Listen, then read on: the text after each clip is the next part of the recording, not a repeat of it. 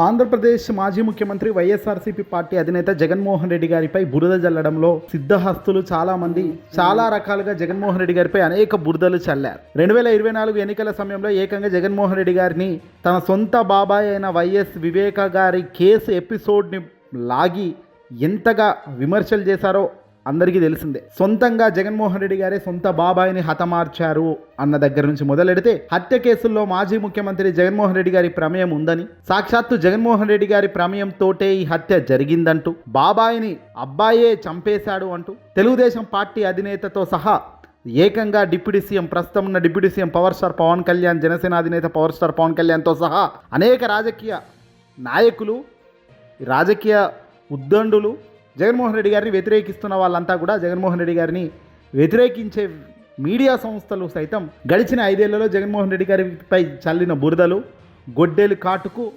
అబ్బాయి గొడ్డలి కాటుకు, బాబాయి హత్య అంటూ ఇలా కథనాలు అల్లారు, చెప్పారు, అన్నారు. కట్ చేస్తే ఇప్పుడు నిజంగా ఇవన్నీ కూడా, ఈ నరేషన్లన్నీ కూడా జరిగిన వాటిని చూసినాము, గతంలో విన్నాం. రేపో మాపో జగన్మోహన్ రెడ్డి గారు అరెస్టు కాబోతున్నారు అంటూ ప్రచారాలు చేశారు. జగన్మోహన్ రెడ్డి గారి అరెస్ట్ని కేంద్రంలోని భారతీయ జనతా పార్టీ ఆపుతోందంటూ కూడా రాయడం చూశాం. జగన్మోహన్ రెడ్డి గారి తన మద్దతు కేంద్ర పెద్దల వద్ద ఉంది కాబట్టి, కేంద్ర పెద్దలు, ఎన్డీఏ సర్కార్, బీజేపీలో ఉన్న కీలక పెద్దలు అడ్డుకుంటున్నారు, లేదంటే జగన్ను ఎప్పుడో జైలుకు పంపించేదానికి సిద్ధమని, ఇలా ఆ తర్వాత ఎంపీ అవినాష్ రెడ్డి గారిని కూడా కాపాడుతుంది బీజేపీ అంటూ కూడా అన్నారు. కానీ సిబిఐని భారతీయ జనతా పార్టీ ఇన్ఫ్లుయెన్స్ చేస్తుంది కాబట్టే వివేకానంద రెడ్డి హత్య కేసును సిబిఐ తేల్చలేకపోతుందని చెప్పడం చూసాం. రేపో మాపో సీఎంగా జగన్మోహన్ రెడ్డి గారు, మాజీ సీఎం అరెస్ట్ అవుతారంటూ కూడా ఇటీవల కాలంలో వార్తలు రాయడం కూడా చూసినాము. కట్ చేస్తే ఇవన్నీ కూడా ఇప్పుడు అబద్ధాలని సిబిఐ తేల్చేసింది. ఎస్, సిబిఐ కోర్టు చెప్పింది చూస్తుంటే నిజంగా ఆశ్చర్యం కలుగుతుంది. ఆంధ్రప్రదేశ్ మాజీ ముఖ్యమంత్రి జగన్మోహన్ రెడ్డి గారికి, అలాగే వైఎస్ భారతికి, అవినాష్ రెడ్డికి ఈ కేసులతో అసలు సంబంధం ఉండే అవకాశమే లేదని సిబిఐ తేల్చి చెప్పింది. ఈ కేసు విచారణ పూర్తయిందంటూ సిబిఐ ఏకంగా సుప్రీంకోర్టు ధర్మాసనం, అత్యంత పెద్ద ధర్మాసనం మన దేశంలో, సుప్రీంకోర్టు ధర్మాసనం, సుప్రీంకోర్టుకు చెప్పిన తర్వాత ఈ కేసుల్లో ఇంకా అనేక అంశాలు ఉన్నాయి, విచారణ చేయాలి అంటూ వైఎస్ సునీతారెడ్డి పిటిషన్ వేసిన తర్వాత సిబిఐ కోర్టుకు చెప్పింది, మేము విచారణ పూర్తి చేశాము, ఇక మేము మా నుంచి విచారణ చేసేది ఏమీ లేదు, కానీ సునీతారెడ్డి గారు మళ్ళీ అడుగుతున్నారు విచారణ, కాబట్టి మళ్ళీ విచారణ చేయడానికి మేమైతే సిద్ధంగా ఉన్నామంటూ కోర్టుకు సిబిఐ చెప్పడం జరిగింది. దీనిపై కూడా గతంలో నేను అనేక సందర్భాల్లో మా ఛానల్ ద్వారా మాట్లాడాను, కానీ ఇప్పుడు మాత్రం చాలా భిన్నమైన ఒపీనియన్ వస్తుంది. సిబిఐ మళ్ళీ ఆమె అడుగుతున్నారు కాబట్టి విచారణ చేస్తామా అనడం వెనుక ఉద్దేశం ఏంటి? ఆల్రెడీ మీరు పూర్తిగా విచారణ చేసినాక క్లోజ్ చేయాల్సిన అంశమే కదా. ఇక క్లోజింగ్ దశకు వచ్చిందని మీరే చెప్తున్నారు సాక్షాత్తు సిబిఐ. మరి ఇప్పుడు ఆమె ఏదో కోరింది కాబట్టి మీరు అవకాశం ఇస్తే ఏదో ఆ విచారణ కొనసాగిస్తూ ఇంకా జగన్ అంటే పడరాని వ్యక్తులకు, జగన్ అంటే నచ్చని వ్యక్తులకు ఇంకా 4 రౌతులు విసిరడానికి, 4 బురదలు అంటించి రాయడానికి వాళ్ళకు ఒక అవకాశం ఇస్తామన్నట్టుగానే సిబిఐ తమ అభిప్రాయాన్ని చెప్పడం వెనుక ఉద్దేశం ఏమిటో ఇప్పుడు సమాజం గుర్తుంచుకోవాలి. సిబిఐ కోర్టు, సిబిఐ విచారణ సందర్భంగా కోర్టు సిబిఐకి చెప్పిన మాట, తాజాగా కోర్టు తేల్చేసిన మాట, విచారణ చెయ్యండి, కానీ జగన్మోహన్ రెడ్డి గారిని, అలాగే వైఎస్ భారతిరెడ్డి, అవినాష్ రెడ్డి వీళ్ళ ప్రమేయానికి సంబంధించిన అంశాల్లో ఆధారాలు లేవు కాబట్టి, వీళ్ళ ఇన్వాల్వ్మెంట్కి సంబంధించిన డీటెయిల్స్ లేవు కాబట్టి ఆ దిశగా విచారణ అవసరం లేనే లేదు. ఆ విషయాన్ని కోర్టు చెప్పింది. ఇంకా పూర్తిగా డీటెయిల్స్ నిన్న కోర్టు విడుదల చేసిన తీర్పులో ఉన్నాయి. ఈ మొత్తం కోర్టు తీర్పులోని ప్రధానమైన అంశం వైఎస్ జగన్మోహన్ రెడ్డి గారికి, అలాగే ఆయన సతీమణి భారతిరెడ్డికి ఈ అంశంలో సంబంధం లేదు అని క్లీన్ షీట్ ఇచ్చేసినట్టుగానే అర్థం చేసుకోవాలి. ఇచ్చేసినారు.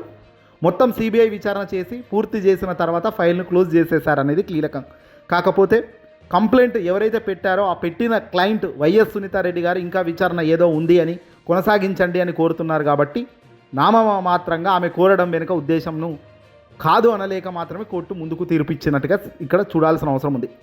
వాస్తవంగా వైఎస్ జగన్మోహన్ రెడ్డి గారికి హత్య చేయించాడా బాబాయిని, అబ్బాయే చంపించేశాడా, గొడ్డలి పోటు ఎవరిది అంటూ బెదిరింపులకు పోయారు, పులివెందులకు పోయి మాట్లాడి వచ్చిన పెద్ద మనిషి చంద్రబాబు నాయుడు. మరి ఇప్పుడు ప్రస్తుతం ఈ చంద్రబాబు నాయుడు గారు రాష్ట్ర ముఖ్యమంత్రి హోదాలో ఉన్నారు, కూటమికి సంబంధించిన కీలకంగా కూటమి అధినేతగా ఉన్నారు. ప్రస్తుతం ఈయన మౌనం ఎందుకు? మరి గతంలో జగన్మోహన్ రెడ్డి గారిని, సిబిఐని ఇన్ఫ్లుయెన్స్ చేశాడు భారతీయ జనతా పార్టీ ద్వారా. సో ఇప్పుడు సిబిఐ విచారణ ఇన్ఫ్లుయెన్స్ చేస్తుంది ఎవరు అని చంద్రబాబు చెప్పాలి కదా. అధికారంలో ఉన్నది భారతీయ జనతా పార్టీ ప్రభుత్వం, చంద్రబాబు ప్రభుత్వమే కదా. మరి ఇప్పుడు కూడా ఇన్ఫ్లుయెన్స్ చేస్తూనే ఉందనుకోవాలా? పోనీ ఇప్పుడు అధికారంలో ఉన్నది చంద్రబాబా లేదా జగన్? పోనీ జగన్ అధికారంలో ఉంటే ఇదే కూటమికి సంబంధించిన వ్యక్తులు, ఇదే చంద్రబాబు, ఇదే పవన్ కళ్యాణ్ పూర్తిగా క్లోజ్ చేసుకుంటున్నాడు, బాబాయిని చంపించిన అబ్బాయి ఈ కేసును ముగాంతం చేస్తున్నాడు అనేవాళ్ళు. అది ఎలాగా అంటే ఇప్పుడు చంద్రబాబు తాను అధికారంలో ఉన్నప్పుడు ఏకంగా తనపై ఉన్న కేసులను అన్నిటి కూడా క్లీన్ షీట్ తెప్పించుకుంటున్నాడు. మరి తను అధికారంలో ఉన్నప్పుడు తెప్పించుకున్నాడు, కానీ జగన్మోహన్ రెడ్డి గారు తాను అధికారంలో 5 ఏళ్ళు ఉన్నప్పుడు మాత్రం క్లీన్ షీట్ ఎప్పుడు రాలేదు కదా, ఏ కోర్టు నుంచి కూడా. తాను అధికారం ఉన్నప్పుడు కూడా ఇబ్బందుల పాలు అయ్యాడు కదా కేసుల మూలంగా. మరి ఇప్పుడు అధికారం కోల్పోయి జగన్మోహన్ రెడ్డి గారు చేసేదేమి లేక, పైగా కేంద్రంలో కానీ రాష్ట్రంలో కానీ ఎన్డీఏ సర్కార్ అధికారంలో ఉన్నప్పుడు ఇలాంటి క్లీన్ షీట్ వచ్చినప్పుడు నిజంగా దీని వెనక ఉద్దేశం వాస్తవంకి దగ్గరగా ఉందనుకోవాలా, లేదంటే వాస్తవానికి దూరంగా ఉందనుకోవాలా అన్నది ప్రజలు ఆలోచించాలి. ఏది పడితే అది మాట్లాడే వాళ్ళు కొందరైతే, వాస్తవాలు మాట్లాడే వాళ్ళు కొందరైపోయారు ఈనాడు. మరి ఈ వాస్తవాలు మాట్లాడే వాళ్ళు కొందరైనప్పుడు ఆ వాస్తవాలను నిజంగా వాస్తవం అని నమ్మే వాళ్ళు ఎంతమంది, ఆ వాస్తవాలను వాస్తవాలుగా చూపించే వాళ్ళు ఎంతమంది, ఆ వాస్తవాల వెనకాల ఉన్న అవాస్తవాలు బయట పెట్టే వాళ్ళు ఎంతమంది, వాస్తవాల వెనుక అవాస్తవాల్లో చంద్రబాబు దాగి ఉన్నారన్నది సత్యం అన్నది ఈరోజు చాలామంది పెద్దలు చెప్తున్నమాట. ఇలాంటివే చంద్రబాబు నాయుడు, తెలుగుదేశం పెట్టి ఎల్లో మీడియా, అధికారం వాళ్ళకున్నా అధికారం లేకపోయినా వాళ్ళకున్న ఒక పెద్ద వ్యవస్థ మీడియా ద్వారా ప్రచురితం చేయడం, బురదలు జల్లడం, ఆ బురదలు కడుక్కోవడానికే సగం టైం అయిపోయే పరిస్థితుల్లో ప్రత్యర్థులను నిలబెట్టడమే వాళ్ళ ఎజెండా.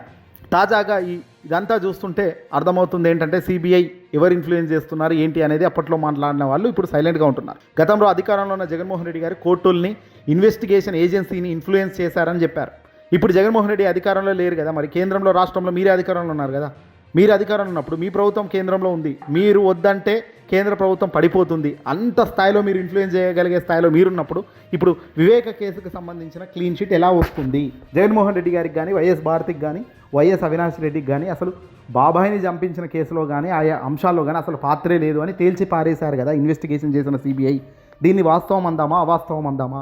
ఇంతకు మించిన దారుణం మరొకటి ఉందా? చెయ్యని తప్పుకు ఇంతకాలం ఒక వ్యక్తిని పదే చంపాడు అనడమే కాకుండా ఎన్నికల్లో కూడా దీన్ని ప్రచార హస్త్రంగా మార్చుకొని దాన్ని ప్రచారంలో చేశారు కదా. సొంత చెల్లెళ్ళు వైఎస్ షర్మిలమ్మ కూడా దీన్నే ఎజెండాగా పట్టుకొని అనేక సందర్భాల్లో మాట్లాడిన మాటలు కూడా ఉన్నాయి కదా.